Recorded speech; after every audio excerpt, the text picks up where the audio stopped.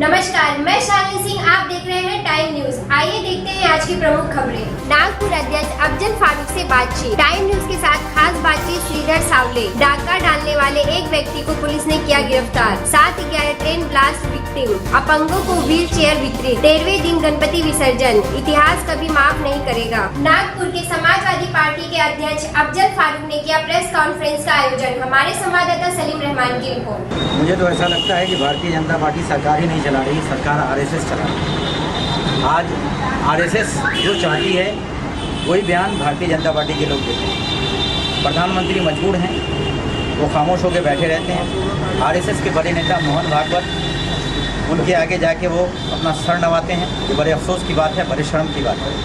मुझे ऐसा लगता है कि भारतीय जनता पार्टी सरकार नहीं, आरएसएस सरकार चला रही है। और इस तरह की बयान अगर वो इस तरह से करेंगे तो हिंदुस्तान में कहीं ना कहीं अल्पसंख्यक समुदाय जो है वो अपने आप को ठगा हुआ महसूस कर रहा है, जो कि भारतीय जनता पार्टी के साथ भी गया था पिछले चुनाव में। मैं इस बात का पूरी तरीके से विरोध करता हूँ उषा ठाकुर के उस बयान का, जिसमें उन्होंने कहा कि मुस्लिम समुदाय को अपने बच्चों की कुर्बानी देनी चाहिए बकरे की कुर्बानी की जगह पर। उषा ठाकुर को इस्लाम का कोई नॉलेज नहीं है। जिनका नाम उन्होंने लिया है हज़रत मोहम्मद मुस्तफ़ा सल्लल्लाहु अलैहि वसल्लम का, वो उन्होंने कभी भी अपने बच्चों की कुर्बानी नहीं दी। उन्होंने दुम्बे की कुर्बानी दी, उन्होंने बकरे की कुर्बानी दी।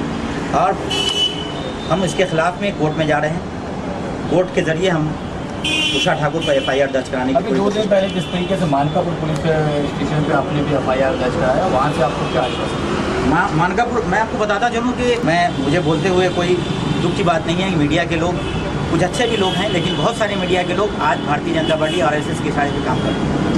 मैं जब 26 तारीख को मानकापुर पुलिस स्टेशन में ये रिपोर्ट दर्ज कराने के लिए गया था, मुझे कहा गया कि मैं तफ्तीश करके 2 दिन के अंदर में रिपोर्ट दर्ज करूँगा। लेकिन आज दूसरा दिन गुजर गया, कोई रिपोर्ट नहीं, FIR दर्ज नहीं की गई। जब मुझे लगा कि यहाँ से मुझे इंसाफ नहीं मिलेगा, तो इंसाफ मांगने के लिए हम आपके माध्यम से, कोर्ट के माध्यम से हम कल कोर्ट में जाएंगे। कोर्ट में हम इंसाफ मांगेंगे, कोर्ट के ज़रिए हम FIR दर्ज। इंसाफ नहीं, लोअर कोर्ट से इंसाफ नहीं मिला तो हम हाई कोर्ट में जाएंगे। हाई कोर्ट से इंसाफ नहीं मिला तो हम सुप्रीम कोर्ट में जाएंगे।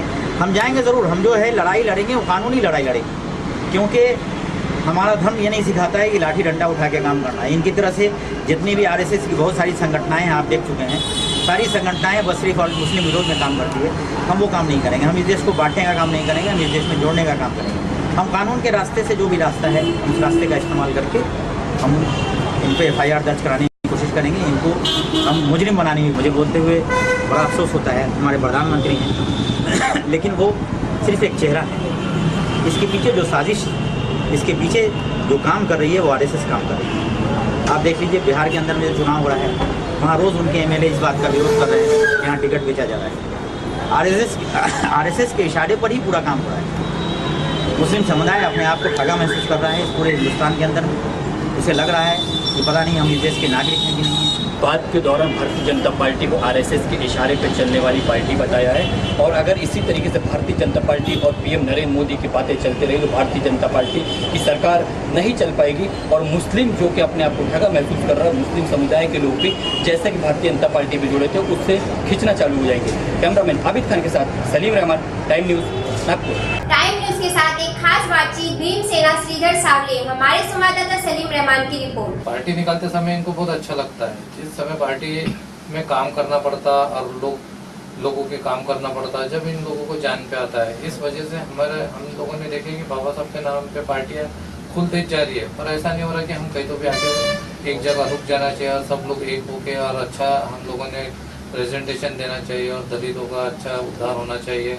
इस बारे में हम लोगों ने विचार करना चाहिए। पर हम लोगों ने भीम सेना के माध्यम से हमने वही सोचा है कि पहले हम लोगों की सेवा करेंगे।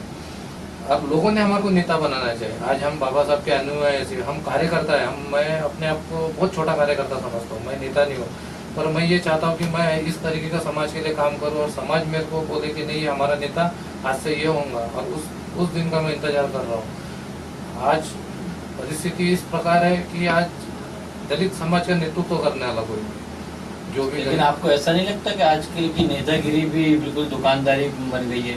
दुकान खोलकर एक पार्टियां बना ले रहे हैं, इलेक्शन आता है खुल जाके बैठ जाते हैं। हाँ, तो मैं वही बताया ना आपको कि वो सिर्फ नेता रह गए। ये नेता किसके लिए रहते कि इलेक्शन आ गया, किससे पैसे लेना, मांडवाली करना, उस तरीके का काम है। मैं आपको बताता कई आज नेता है, मैं मानता हूँ, कई सालों से तुम नेतागिरी कर रहे, ये कर रहे, फिर इलेक्शन क्यों नहीं लड़ते? इलेक्शन क्यों नहीं लड़ाते तुम पार्टी? समाज को दबा के रखने का इनका षड्यंत्र है। इनका ऐसा चाल है कि भाई ये सरकार, इनको हम एक तो नौकरी करने नहीं देंगे, आरक्षण हमारा काटिए, उसके बाद में बिजनेस भी करने नहीं देंगे। अब इनके पास बच्चा क्या है ना, ये क्या सोच रहे मुस्लिम समाज के बारे में कि मुस्लिम समाज ने गुंडागर्दी करना चाहिए, चोरियां करना चाहिए, डकैती करना चाहिए और जेल में जाके बैठना चाहिए। मैं ये पूछना चाहता हूँ ये सरकार को कि फिर मुस्लिम समाज ने करना क्या चाहिए? एक फरमान तो निकालो तुम मुस्लिम समाज के लिए, तुम सब चीज उनकी बंद कर दी, एक आरक्षण बंद कर दिए, और कैसा भी कारोबार करते थे, कैसा भी बिजनेस करते थे, बैलों का कैसा भी उनका व्यवसाय होता था, कैसा भी उनके घर रोजी रोटी चलती थी। कई लोगों को ये लोगों ने अभी बिजनेस से ये कर दिया, लोगों ने बिजनेस इनके बंद कर दिए। तो चाहती क्या है ये सरकार? हम लोगों को ये समझ में नहीं आ रही कि तुम्हारा उद्देश्य क्या है। एक पॉम्पलेट निकालो कि हम लोगों ने करना क्या चाहिए, दलितों ने क्या करना चाहिए, मुस्लिमों ने क्या करना चाहिए, कि वो गोबर उठाना चाहिए हमने, कि सड़क बनाना चाहिए, कि गड्ढे खोदना चाहिए, हमारे वो बता दो, हम वो काम में लग जाते हैं। अब कैसा है, सोने पे सुहागा जो मिल गया सड़क पे पड़क वाला, तो अभी इनको अभी पता चल रहा है कि इनकी कैसी बैंड बजा रहा करके। और ओबीसी साहब जो हैदराबाद से इधर नागपुर में पूरे इंडिया में उनका अच्छा काम हो रहा है, वो कोई मामूली आदमी नहीं है, वो बैरिस्टर है, वो आदमी है। और बैरिस्टर, इनकी औकात है कि बैरिस्टर बनने की, जो इनके अगेंस्ट में जो बात करते हैं, एक पढ़ा लिखा आदमी, और तुम पढ़ा लिखे आदमी को देशद्रोही बोल रहे हैं। और एक सांसद है, जनता का प्रतिनिधि है वो, और जनता ने उसको चुन के लोकसभा में लाई है, जहाँ से जो हमारा सरकार चलती है, भारत देश चलता है।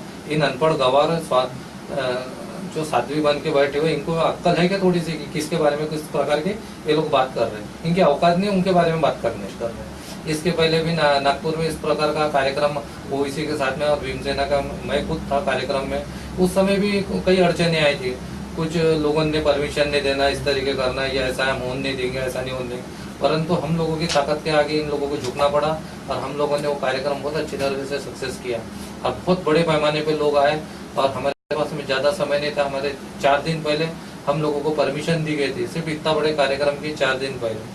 तो 4 दिन पहले जो हमारे को परमिशन दी गई थी, तो 4 दिन में इतनी पब्लिक आना तो हमारे लिए बहुत गौरव की बात है कि 4 दिन में इतना लोग आया। हम लोगों ने अच्छी मेहनत की, एमआईएम की टीम ने बहुत अच्छी मेहनत की, और हम लोगों को बहुत अच्छा लगा। कैमरामैन आबिद खान के साथ टाइम न्यूज सलीम रहमान, नागपुर। गरीबों के पेट पे डाका डालने वाला एक व्यक्ति को पुलिस ने किया गिरफ्तार। हमारे संवाददाता नरेंद्र सेठी की रिपोर्ट। एक व्यक्ति को पुलिस ने गिरफ्तार किया है जो कि नीले कार्ड धारकों की कनक को बाजार में बेचने का काम कर रहा था। दरअसल अमृतसर के पुलीधर इलाके में खुराक विभाग को सूचना मिली कि वहां पर 2 रिक्शा खड़े हैं, जिनमें कि वह कनक है जो कि गरीबों को बांटने के लिए इस्तेमाल होती है। पुलिस ने रिक्शे को पकड़ लिया, जिनके ऊपर बोरियां थी। कंप्लेंट वालों फूड सप्लाई विभाग AFSO सरदार संदीप ਸਿੰਘ ਨੂੰ ਆਈ ਸੀ ਗੱਲ, ਜਿਸ ਦੇ ਤਹਿਤ ਅਸੀਂ FIR number 228 under section 420 7 EC act ਦਰਜ ਕੀਤੀ ਹੈ। ਇਹਨਾਂ ਦੀ ਛਾਣਬੀਨ ਦੇ ਮੁਤਾਬਕ ਇਹ ਜਦੋਂ ਜਾ ਰਹੇ ਸੀ, ਇਹਨਾਂ ਨੂੰ ਕੋਈ ਇਨਫੋਰਮੇਸ਼ਨ ਆਈ ਸੀ ਕਿ ਇਨਫੋਰਮੇਸ਼ਨ ਦੇ ਮੁਤਾਬਕ ਇਹਨਾਂ 2 ਰਿਕਸ਼ੇ ਰੋਕੇ ਸੀ, ਜਿਹਦੇ ਉੱਤੇ 14 ਬੈਗ ਸੀ ਕਣਕ ਦੇ, ਜੋ ਸਰਕਾਰੀ ਸੀ, ਨੀਲੇ ਧਾਗੇ ਦੀ ਸਿਲਾਈ ਹੋਈ ਸੀ। ਇਹਨਾਂ ਵੱਲੋਂ ਕੰਪਲੇਂਟ ਆ ਗਈ। ਕੰਪਲੇਂਟ ਤੋਂ ਬਾਅਦ ਅਸੀਂ ਗਏ ਉਹਨਾਂ ਦੇ ਗਡਾਊਨ ਦੇ ਵਿੱਚੋਂ 411 ਬੈਗ ਸਾਨੂੰ ਕਣਕ ਹੋਰ ਮਿਲੀ ਹੈ। ਟੋਟਲ 425 ਬੈਗ ਨੇ, ਔਰ 21 ਟਨ ਕਣਕ ਹੈ ਇਹ ਜਿਹੜੀ ਸਰਕਾਰੀ ਹੈ, ਔਰ ਇਹਨਾਂ ਗੈਰ ਸਰਕਾਰੀ ਤਰੀਕੇ ਨਾਲ ਆਪਣੇ ਕੋਲ ਰੱਖੀ ਸੀ। ਤੇ ਕਿੱਥੇ ਕਿਹਨਾਂ ਦੀ ਕਣਕ ਹੈਗੀ ਹੈ, ਕਿਹੜੇ ਕਾਰਡਾਂ ਦੀ ਕਣਕ ਹੈਗੀ ਹੈ? ਇਹ ਨੀਲੇ ਕਾਰਡਾਂ ਦੀ ਕਣਕ ਹੈ, ਨੀਲੇ ਕਾਰਡਾਂ ਵਾਲਿਆਂ ਨੂੰ ਇਹ ਜਾਂਦੀ ਹੈ ਕਣਕ, ਬਟ ਇਹਨਾਂ ਦੇ ਗਡਾਊਨ 'ਚੋਂ ਮਿਲੀ ਹੈ ਸਾਨੂੰ, ਜੋ ਕਿ ਇਹਨਾਂ ਨੇ ਰੱਖੀ ਹੋਈ ਹੈ ਆਪਣੇ ਪਾਸ। ਕੀ ਕਾਰਵਾਈ ਉਹਨਾਂ ਤੇ ਜਾਂਦੀ ਹੈ? ਇਹਨਾਂ ਖਿਲਾਫ FIR ਦਰਜ ਕੀਤੀ ਹੈ, ਦੋਸ਼ੀ ਅਰੈਸਟ ਹੈ। ਤੇ ਥੱਲੇ ਹੋਰ ਵੀ ਮਿਲਣ ਦੀ ਸੰਭਾਵਨਾ ਹੈਗੀ ਹੈ? ਹਾਂਜੀ, ਅੱਜ ਕੋਰਟ ਪੇਸ਼ ਕਰਕੇ ਰਿਮਾਂਡ ਲੈ ਕੇ ਗਾਂ ਦੇਖਾਂਗੇ ਕਣਕ ਕਿੱਥੋਂ ਆਈ, ਸਾਰੀ ਇਨਵੈਸਟੀਗੇਸ਼ਨ ਚੱਲ ਰਹੀ ਹੈ। ਜੀ ਸਾਨੂੰ ਸਾਡੇ ਜ਼ਿਲ੍ਹਾ ਕੰਟਰੋਲਰ ਜੀ ਵੱਲੋਂ ਫੋਨ ਆਇਆ ਸੀ। ਉਹਨਾਂ ਨੇ ਸਾਨੂੰ ਆਦੇਸ਼ ਦਿੱਤੇ ਕਿ ਇਸ ਤਰ੍ਹਾਂ ਉੱਥੇ ਖਾਲਸਾ ਕਾਲਜ ਦੇ ਬਾਹਰ, ਚੱਕੀ ਦੇ ਬਾਹਰ 2 ਰਿਕਸ਼ੇ ਜਿਹੜੇ ਆ, ਜਿਨ੍ਹਾਂ ਵਿੱਚ 7 ਮਤਲਬ ਕਣਕ ਹੈ, ਤੁਸੀਂ ਜਾ ਕੇ ਉੱਥੇ ਕਰੋ। ਮੈਂ ਆਪਣੇ DFS ਸਾਹਿਬ ਨਾਲ, ਇੰਸਪੈਕਟਰ ਸਾਹਿਬ ਨਾਲ ਉੱਥੇ ਗਿਆ। ਮੌਕੇ 'ਤੇ ਸਾਨੂੰ 2 ਰਿਕਸ਼ੇ ਜਿਹੜੇ, ਜਿਹਦੇ ਵਿੱਚ 7-7 ਤੋੜੇ ਹੀ, ਜੋ ਸਰਕਾਰੀ ਬਾਰਦਾਨਾ ਸੀ ਤੇ ਨੀਲੇ ਧਾਗੇ ਨਾਲ ਸਿਲਾਈ ਕੀਤੀ ਸੀ, ਜਿਹੜੀ ਕਿ ਨੀਲੇ ਕਾਰਡਾਂ ਦੀ ਕਣਕ ਸੀ, ਕਿਉਂਕਿ ਉਹ ਰਿਕਸ਼ੇ ਵਾਲੇ ਲੈ ਕੇ ਆਇਆ ਸੀ ਉੱਥੇ। ਤੇ ਉਸ ਤੋਂ ਬਾਅਦ ਅਸੀਂ ਉਹ ਚੱਕੀ ਦੇ ਅੰਦਰ ਪ੍ਰੈਮਿਸਿਸ 'ਚ ਦੇਖਿਆ, ਅੰਦਰ ਹੋਰ ਵੀ ਜਿਹੜੀ ਆ ਸਰਕਾਰੀ ਬਾਰਦਾਨੇ ਦੇ ਵਿੱਚ ਕਣਕ ਪਈ ਸੀ। ਉਹ ਜਿਹੜਾ ਚੱਕੀ ਦਾ ਮਾਲਕ, ਫਲੋਰ ਮਿਲ ਦਾ ਮਾਲਕ ਸੀ, ਉਹਨੂੰ ਇਹਦੇ ਬਾਰੇ ਪੁੱਛਿਆ ਗਿਆ। ਉਹਨੇ ਕੋਈ ਵੀ ਇਹਦਾ ਸਾਨੂੰ ਕੋਈ ਡਾਕੂਮੈਂਟ ਸਾਨੂੰ ਨਹੀਂ ਦਿੱਤੇ, ਕੋਈ ਵੀ ਮਤਲਬ ਕੋਈ ਵੀ ਰਿਲੀਜ਼ ਆਰਡਰ ਨਹੀਂ ਦਿੱਤਾ ਜਿੱਥੋਂ ਕਿ ਉਹਨੇ ਕਣਕ ਕਟਾਈ ਹੋਵੇ। ਤੇ ਉਹਦੇ ਇਹਨਾਂ ਕਾਰਨਾਂ ਕਰਕੇ ਜਿਹੜੀ ਆ ਅਗਲੀ ਕਾਰਵਾਈ ਕਰਦੇ ਹੋਏ ਅਸੀਂ ਪੁਲਿਸ ਨੂੰ ਇਹਦੇ ਬਾਰੇ ਇਨਫੋਰਮ ਕੀਤਾ। ਮੌਕੇ 'ਤੇ ਪੁਲਿਸ ਪਾਰਟੀ ਪਹੁੰਚੀ, ਉਹਨਾਂ ਨੇ ਸਾਰੀਆਂ ਚੀਜ਼ਾਂ ਬਰਾਮਦ ਕੀਤੀਆਂ, ਉਹਨਾਂ ਨੇ ਜਿਹੜਾ ਵਾ ਚੱਕੀ ਦਾ ਮਾਲਕ ਉਹਨੂੰ ਗ੍ਰਿਫਤਾਰ ਕਰ ਲਿਆ ਗਿਆ। ਦੈਨ ਉਹ ਆਪਣੀ ਇਨਵੈਸਟੀਗੇਸ਼ਨ ਕਰ ਰਹੇ ਨੇ। ਕਿਹੜੀ ਮਤਲਬ ਗਰੀਬਾਂ ਦੀ ਕਣਕ ਹੈ ਜੀ, ਤੁਸੀਂ ਆਪ ਕੀ ਮਾਰਿਆ ਜਾ ਰਹੇ ਹੋ? ਜੀ ਸਾਨੂੰ ਉੱਥੇ ਸਰਕਾਰੀ ਜਿਹੜੀ ਮਿਲੀ ਹੈ ਕਣਕ, ਉਹਦੇ ਬਾਰੇ ਪੁਲਿਸ ਇਨਵੈਸਟੀਗੇਸ਼ਨ ਕਰੂਗੀ। ਉਹੀ ਦੇਖਣਗੇ ਵੀ ਕਣਕ ਕਿੱਥੋਂ ਆਈ, ਕਿਵੇਂ ਆਈ, ਉਹੀ ਆਪਣੀ ਰਿਪੋर्ट सारी पेश करना। मुंबई में 7/11 ट्रेन ब्लास्ट में हुए मामले पर सुनवाई। हमारे संवाददाता शिवशंकर तिवारी की रिपोर्ट। उनके परिवार वाले चले गए, उनके घर को कोई कमाने वाला नहीं रह गया, कितने जो घायल हो गए, अपंग हो गए, वो भी कुछ नहीं कमा सकते, उनके भी कमाई का असर हुआ, उनको जिंदगी बिताना। अब मेरे ही ले तो मुझे भी अभी भी बाएं कान से कम सुनाई पड़ता है। दाहिना कुछ 90% तक ठीक हुआ है और बाएं का हुआ तो भोगी होना पड़ता है। हमारे घर के बच्चे लोग, ये लोग झुझला जाते हैं, आपको ये नहीं सुनाई दिया, आपको वो नहीं सुनाई दिया। इवन रास्ते पे चलते हुए भी रिक्शे का अगर हॉर्न बजता है, कहीं कुछ पड़ता है, पीछे की आवाज़ आती है या बाएं साइड से होकर के आवाज़ आती है, उनको नहीं सुनाई पड़ता। यह तो हम भोगी हैं जो भोग रहे हैं। कोई कुछ भी कहे, मेरा तो यही कहना होगा उनको कड़ी से कड़ी सजा दी जानी चाहिए। मेरे गिरते ही मेरे ऊपर बहुत से लोग गिर गए, उन लोगों का तो कट गया बहुत ज़्यादा। हमको उनसे थोड़ा कम लेकिन लगा हमको भी। हमारे हाथ में कट गए थे, दाहिने हाथ में, दाहिने तरफ ही सारा इंजरी हुआ था। दाहिने तरफ के चेस्ट पे कट गया था, आंखों पे भी थोड़ा कटाव था, जलन था, आँख कान के पर्दे फट गए थे। बहुत दिनों तक उसमें से ब्लड निकलता रहा, पस निकलता रहा। 1 साल से ऊपर तक उनका इलाज चला। ज़्यादातर डैमेज कान का हुआ, सुनने का, हियरिंग ख़त्म हो गई। तो 1 साल लगे कम से कम 50% हियरिंग आने में। तो इस तरह से ज़्यादा इफेक्टिव काम था और घाव को करीब 5-6 महीने में भर गए। सर क्या माहौल था जिस समय ये हादसा हुआ था? क्या आपको कैसा महसूस हुआ था जिस समय ये हादसा हुआ था? उस समय तो मैं गिर गया, हमको तो कुछ देर बाद होश आई। जब सबको निकालने के बाद लोगों ने हमको निकाला तो बाहर निकलने पर देखता हूँ, दिखाई तो पड़ रहा था, जली कटी लाशें निकल रही हैं। किसके अंग कट गए हैं, हाथ कट गए हैं, कोई बिल्कुल मरा हुआ है, चारों तरफ ब्लीडिंग, खून ही खून। सब दौड़े हुए आए ने जो सुना होगा, सब उठा के बाहर निकाल रहे थे। मैं खड़े हुए केवल देख रहा था। मुझे उनसे उनकी तुलना में कम इंजरी थी, इसके लिए लोग मेरी तरफ कम ध्यान दे रहे थे। मैंने ही लोगों को बुला के कहा कि हमको भी बाहर निकालो ट्रैक पर से। 2-4 लोग हमको भी निकाले बाहर ट्रैक पर से, रोड पर लाए। रोड पर आने वाली टैक्सी में बिठा दिया और टैक्सी वाला मुझसे पूछता है कहाँ ले चलूँ। मैं उसके हाव भाव समझ पाया, सुनाई तो दे नहीं रहा था। मैंने कहा कि अगर इतने घायल लोग मुझसे ज़्यादा हैं गवर्नमेंट हॉस्पिटल में, उनको लोग पहले अटेंड करेंगे, मुझे बाद में। मैंने उसको डायरेक्ट किया, दहीसर ले चलो और ये नंबर है, इस नंबर पे कॉल कर दो हमारे घर पर कि ऐसा ऐसा हुआ है। मुझे आभास हो गया शायद बम ब्लास्ट ही हुआ है। उसको भी लगा बम ब्लास्ट हुआ है, टैक्सी ड्राइवर को। उसको ऐसा इंस्ट्रक्शन देने के बाद मैंने कहा पीसीओ पे ले चलो। उसने कहा पीसीओ पे करीब नहीं है, दिखाई नहीं दे रहा, मेरे पास मोबाइल है, आप नंबर बोलिए। मैं नंबर बोला, सुन तो सकता नहीं था। उसने इंस्ट्रक्ट किया घर वालों को, इस नाम के आदमी को जो ऐसे। मुंबई के दहीसर में राष्ट्रीय समाज पार्टी की तरफ से अपंगों को व्हील चेयर का वितरण। हमारे संवाददाता शिवशंकर तिवारी की रिपोर्ट। राष्ट्रीय समाज पार्टी की तरफ से दहीसर में कई अपंग और गरीब लोगों को मुफ्त में व्हील चेयर वितरित किया गया।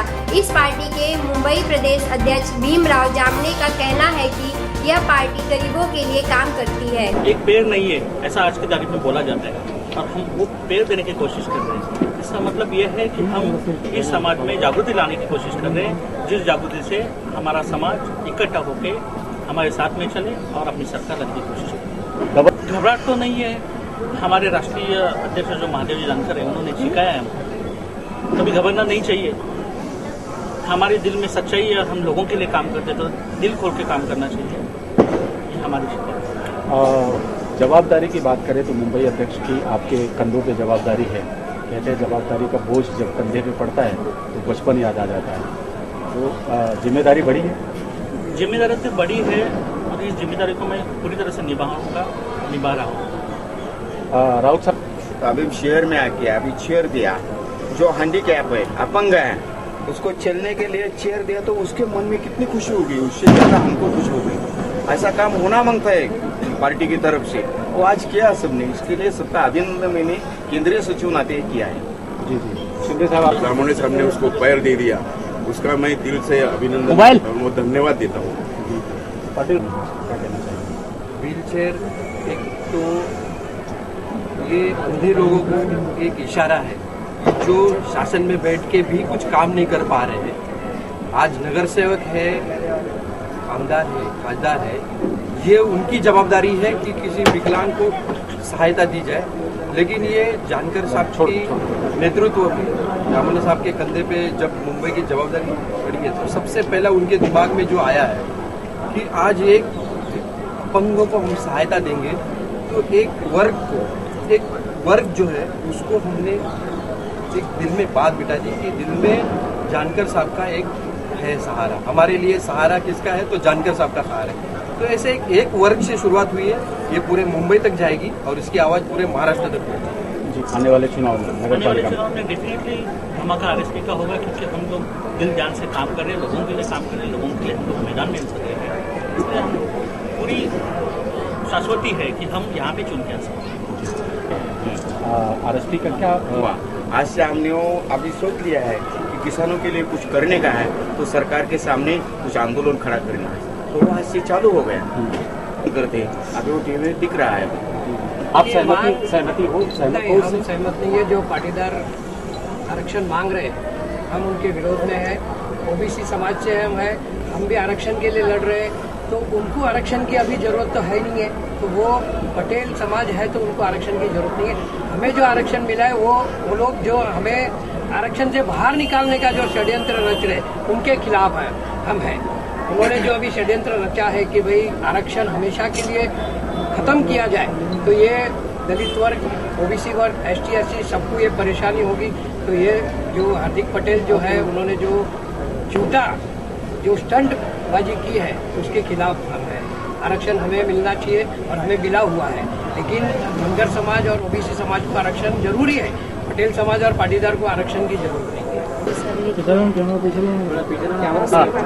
आगे बढ़ने वाला पक्ष है दलित, ओबीसी और मुसलमान। यही राष्ट्रीय समाज पार्टी के 3 कप्तान है। दलित, ओबीसी और मुसलमान को लेकर हम महाराष्ट्र में नहीं तो देश में भी परिवर्तन करेंगे और जानकर साहब के विचार का झंडा दिल्ली पर लहराएंगे। मैं ये कहना चाहता हूँ, आने वाले कॉरपोरेशन के इलेक्शन में जामने साहब मुंबई अध्यक्ष के नेतृत्व में मैं पहला नगर चौक वार्ड क्रमांक 5 से चुन के भेजूंगा और राष्ट्रीय समाज को पार्टी को पूछे बगैर इस मुंबई का मेयर नहीं बनेगा। यही मैं अपनी इच्छा व्यक्त कर रहा हूँ। अमरावती में बड़ी ही धूमधाम से गणेश विसर्जन। हमारे संवाददाता सलमान खान की रिपोर्ट। अमरावती जिले के धाम गांव रेलवे तालुक में बड़ी धूमधाम और हर्ष उल्लास के साथ गणपति बप्पा का विसर्जन किया गया। यहाँ मौजूद आजाद मंडल तथा प्रस्तुत किए गए विसर्जन कार्यक्रम में धाम गांव वासियों ने हिस्सा लिया। यहाँ सभी वासियों ने पूरी बड़ी श्रद्धा और आस्था के साथ पूजा प्रार्थना की और गणपति बप्पा मोरया। जत्थेदारों पर सरना का बयान। हमारे संवाददाता ललित शर्मा की रिपोर्ट। जिस तरीके ਦੇ ਨਾਲ ਜਥੇਦਾਰਾਂ ਨੇ ਫੈਸਲਾ ਲਿਆ ਹੈ ਰਾਮ ਰਹੀਮ ਦੇ ਸਬੰਧ ਦੇ ਵਿੱਚ, ਇੱਕ ਪੰਥ ਘਾਤਕ ਵੀ ਫੈਸਲਾ ਹੈ ਔਰ ਸਟੇਟ ਘਾਤਕ ਵੀ ਫੈਸਲਾ ਹੈਗਾ। ਇਹ ਕਿਸੇ ਦੇ ਹਿੱਤ ਵਿੱਚ ਫੈਸਲਾ ਨਹੀਂ ਲਿਆ ਗਿਆ। ਜਿਸ ਕਿਸੇ ਨੇ ਮਾਫੀ ਮੰਗੀ ਨਾ ਹੋਵੇ ਔਰ ਉਹਦੇ ਇੱਕ ਆਰਡੀਨਰੀ ਪੀਸ ਆਫ ਪੇਪਰ ਦੇ ਉੱਪਰ ਉਹਨੇ ਇਹ ਕਿਹਾ ਹੋਵੇ ਜੀ ਮੈਂ ਤੇ ਸੋਚ ਵੀ ਨਹੀਂ ਸਕਦਾ, ਬਈ ਜੇ ਸੋਚ ਨਹੀਂ ਸਕਦਾ ਤੇ ਸਵਾਂਗ ਰਚਾਇਆ ਕਿਉਂ ਸੀ, ਤੇ ਮੈਂ ਉਹਨੂੰ ਮਾਫ ਕਰ ਦੇਣਾ ਬਗੈਰ ਮਾਫੀ ਮੰਗੇ। ਇਹ ਸਿੱਖ ਪਰੰਪਰਾਵਾਂ ਦੇ ਬੁਲਡੋਜ਼ ਕਰਨ ਦਾ ਇੱਕ ਜਿਹੜਾ ਹੈਗਾ ਇਹ ਇੱਕ ਤਰੀਕਾ ਜਿਹੜਾ ਇਹਦੀ ਸਿੱਖ ਪੰਥ ਦੇ ਵਿੱਚ ਬੜੀ ਭਾਰੀ ਰੋਸ ਹੈਗਾ। ਡਾਊਨ ਦੀ ਲਾਈਨ ਹਰ ਸਿੱਖ ਕਿਸੇ ਵੀ ਧੜੇ ਨਾਲ ਸੰਬੰਧਿਤ ਹੈ ਉਸ ਦੇ ਮਨ ਜਿਹੜੇ ਅੱਜ ਬਲੁੰਦ ਰਹੇ ਗਏ ਇਹਨਾਂ ਨੇ ਬੜਾ ਮਾੜਾ ਕੰਮ ਕੀਤਾ ਹੈਗਾ। ਇਹ ਠੀਕ ਹੈ ਕਿਸੇ ਲੋਭ ਲਾਲਚ ਦੇ ਅਧੀਨ ਇਹਨਾਂ ਦੇ ਧੜੇ ਦੇ ਬੰਦੇ ਨਾ ਬੋਲਣ ਔਰ ਪਰ ਅੰਦਰੋਂ ਅੰਦਰ ਸਾਰਿਆਂ ਦੇ ਮਨਾਂ ਦੇ ਵਿੱਚ ਇਹ ਗੱਲ ਜਾਂਦੀ ਹੈਗੀ। ਭਾਵੇਂ ਇੱਕਾ ਦੁੱਕਾ ਹੀ ਉੱਠ ਕੇ ਭਾਵੇਂ ਦਿੱਲੀ ਕਮੇਟੀ ਦੀ ਪ੍ਰੈਸ ਕਾਨਫਰੰਸ ਵਿੱਚ ਵੀ ਇੱਕ ਮੈਂਬਰ ਉੱਠਿਆ ਇਹਨਾਂ ਦਾ ਵਿਰੋਧ ਕੀਤਾ ਹੈ, ਪਰ ਅੰਦਰੋਂ ਅੰਦਰ ਸਾਰਿਆਂ ਦਾ ਵਿਰੋਧ ਜਿਹੜਾ ਹੈ ਮੁਤਵਾਤਰ ਹੈਗਾ। ਔਰ ਜੋ ਕੁਝ ਇਹਨਾਂ ਨੇ ਕੀਤਾ ਹੈ ਇਤਿਹਾਸ ਨੇ ਇਹਨਾਂ ਜਥੇਦਾਰਾਂ ਨੂੰ ਕਦੇ ਮਾਫ ਨਹੀਂ ਕਰਨਾ। ਔਰ ਸਾਨੂੰ ਸਿੱਖ ਪੰਥ ਨੂੰ ਇੱਕ ਫੈਸਲਾ ਲੈਣਾ ਪੈਣਾ ਵੀ ਇਹਨਾਂ ਦੀ ਅੱਗੋਂ ਅਪੁਆਇੰਟਮੈਂਟ ਕਿਹੋ ਜਿਹੀ ਕੀਤੀ ਜਾਵੇ, ਕਿਸ ਤਰ੍ਹਾਂ ਕੀਤੀ ਜਾਵੇ, ਜਿਹੜਾ ਕਿ ਕਿਸੇ ਦੇ ਕਹਿਣ ਦੇ ਉੱਪਰ ਨਾ ਚੱਲੇ ਆਪਣੀ ਸੋਚ ਦੇ ਉੱਪਰ ਪਹਿਰਾ ਦੇਵੇ, ਪੰਥਕ ਸੋਚ ਉੱਪਰ ਪਹਿਰਾ ਦੇਵੇ। ਇਹਨਾਂ ਦੇ ਕਹਿਣ ਉੱਪਰ ਜੇ ਜਥੇਦਾਰ ਫੈਸਲਾ ਲੈਣਗੇ ਉਹ ਧਰਮ ਦੇ ਹਿੱਤ ਵਿੱਚ ਕਦੇ ਵੀ ਫੈਸਲੇ ਨਹੀਂ ਹੋਣਗੇ। ਤੁਹਾਡੇ ਵੱਲੋਂ ਕੀ ਐਕਸ਼ਨ ਲਿਆ ਜਾਏਗਾ ਜੀ? ਦੇਖੋ ਜੀ, ਐਕਸ਼ਨ ਅਸੀਂ ਤੇ ਕੌਮ ਨੂੰ ਲਾਮਬੰਦ ਕਰਨਾ ਹੈਗਾ। ਐਕਸ਼ਨ ਤਾਂ ਕੌਮ, ਸਮੁੱਚੀ ਕੌਮ ਨੇ ਲੈਣਾ ਹੈ। ਅਸੀਂ ਤੇ ਆਹਵਾਨ ਕੀਤਾ ਹੈਗਾ ਬਈ ਜਿਤਨੇ ਵੀ ਪੰਥਕ ਸੋਚ ਵਾਲੇ ਇਹਨਾਂ ਦੇ ਮੈਂਬਰ ਹਨ ਉਹ ਬਾਦਲ ਅਕਾਲੀ ਦਲ ਨੂੰ ਤਲਾਂਜਲੀ ਦੇ ਕੇ ਅੱਜ ਇਹਨਾਂ ਦਾ ਸਾਥ ਛੋੜ ਦੇਣ, ਨਹੀਂ ਤੇ ਲੋਕਾਂ ਦੇ ਗੁੱਸੇ ਦਾ ਸ਼ਿਕਾਰ ਹੋਣਗੇ। ਇਹਦੇ ਵਿੱਚ ਸਾਨੂੰ ਸਰਬਤ ਖਾਲਸਾ ਬੁਲਾਉਣਾ ਚਾਹੀਦਾ ਹੈ। ਸਰਬਤ ਖਾਲਸਾ ਦੇ ਵਿੱਚ ਇਹ ਜ਼ਰੂਰੀ ਨਹੀਂ ਵੀ ਅਕਾਲ ਤਖਤ ਤੇ ਬੁਲਾਇਆ ਜਾਏ, ਕਿਉਂਕਿ ਇਸ ਵਿੱਚ ਅਕਾਲ ਤਖਤ ਦਾ ਜਥੇਦਾਰ ਇਨਵੋਲਵਡ ਹੈਗਾ, ਉਹਦੀ ਇੰਪੀਚਮੈਂਟ ਵੀ ਇਨਵੋਲਵਡ ਹੈਗੀ। ਇਸ ਕਰਕੇ ਸਾਡਾ ਇਹ ਸੁਝਾਅ ਹੈਗਾ ਵੀ ਇਹ, ਕਿਉਂਕਿ ਪੰਜਾਬ ਦੇ ਵਿੱਚ ਕਿਸੇ ਜਗ੍ਹਾ ਵੀ ਇਹ ਖਲਲ ਪਾ ਸਕਦੇ ਨੇ, ਕਾਨੂੰਨ ਦੀ ਮਾੜੀ ਹਾਲਾਤ ਵੀ ਕਰ ਸਕਦੇ ਨੇ, ਇਹ ਲੜਾਈ ਝਗੜਾ ਵੀ ਪੈਦਾ ਕਰ ਸਕਦੇ ਨੇ। ਸਾਡੀ ਜਿਹੜੀ ਰਾਏ ਹੈਗੀ, ਅਸੀਂ ਇਸ ਗੱਲ ਦੇ ਨਾਲ ਅਸੀਂ ਸਹਿਮਤੀ ਲਵਾਂਗੇ ਸਾਰਿਆਂ ਦੀ। ਬਾਹਰ ਦੇ ਸਿੱਖਾਂ ਨੇ ਤੇ ਸਹਿਮਤੀ ਦੇ ਦਿੱਤੀ ਹੈ ਵੀ ਸ੍ਰੀ ਨਨਕਾਣਾ ਸਾਹਿਬ ਅਸੀਂ ਗੁਰੂ ਨਾਨਕ ਸਾਹਿਬ ਦੇ ਮੌਕੇ ਤੇ ਜਾਂ ਉਸ ਤੋਂ ਪਹਿਲਾਂ ਸਰਬਤ ਖਾਲਸਾ ਅਸੀਂ ਬੁਲਵਾ ਸਕਦੇ ਹਾਂ। ਪਾਕਿਸਤਾਨ ਦੀ ਵਿਦਵਤ ਸੇਵਾ ਜਿਹੜੀ ਹੈ ਗੁਰਦੁਆਰਾ ਡੇਰਾ ਸਾਹਿਬ ਦੀ ਇਹ ਕੱਲ ਸ਼ੁਰੂ ਹੋ ਚੁੱਕੀ ਹੈ। ਮਹਾਰਾਜ ਦਾ ਜਿਹੜਾ ਪ੍ਰਕਾਸ਼ ਸਥਾਨ ਹੈ ਉਹ ਤਬਦੀਲ ਕਰ ਦਿੱਤਾ ਗਿਆ ਹੈ। ਉੱਥੋਂ ਹੁਣ ਮਹਾਰਾਜ ਦਾ ਪ੍ਰਕਾਸ਼ ਜਿਹੜਾ ਮਹਾਰਾਜਾ ਰਣਜੀਤ ਸਿੰਘ ਦੀ ਸਮਾਧ ਦੇ ਉੱਪਰ ਤਬਦੀਲ ਕੀਤਾ ਗਿਆ ਹੈ। ਸੁਖਾਸਨ ਜਗ੍ਹਾ ਵੀ ਤਬਦੀਲ ਕਰ ਦਿੱਤੀ ਗਈ ਹੈ ਔਰ ਜਿਹੜੀ ਪੁਰਾਣੀ ਬਿਲਡਿੰਗ ਦੀ ਤੋੜਾ ਤਾੜੀ ਹੈ ਉਹ ਵੀ ਸ਼ੁਰੂ ਜਿਹੜੀ ਹੈ ਕੱਲ ਤੋਂ ਵਿਦਵਤ ਤਰੀਕੇ ਨਾਲ ਹੋ ਚੁੱਕੀ ਹੈ। ਮੇਰੇ ਖਿਆਲ 10-15 ਦਿਨਾਂ ਦੇ ਵਿੱਚ ਜਿਤਨੀ ਵੀ ਪੁਰਾਣੀ ਬਿਲਡਿੰਗ ਹੈਗੀ ਇਹ ਤੋੜ ਦਿੱਤੀ ਜਾਏਗੀ। ਉਸ ਤੋਂ ਉਪਰੰਤ ਜਿਹੜਾ ਹੈਗਾ नक्शे के मुताबिक इसको बनाया जाएगा गुरुद्वारा साहब। आज के लिए बस इतना ही और ताज़ा तरीन खबरों के लिए आप हमारे वेबसाइट पर विजिट कर सकते हैं www.timenews.co पर।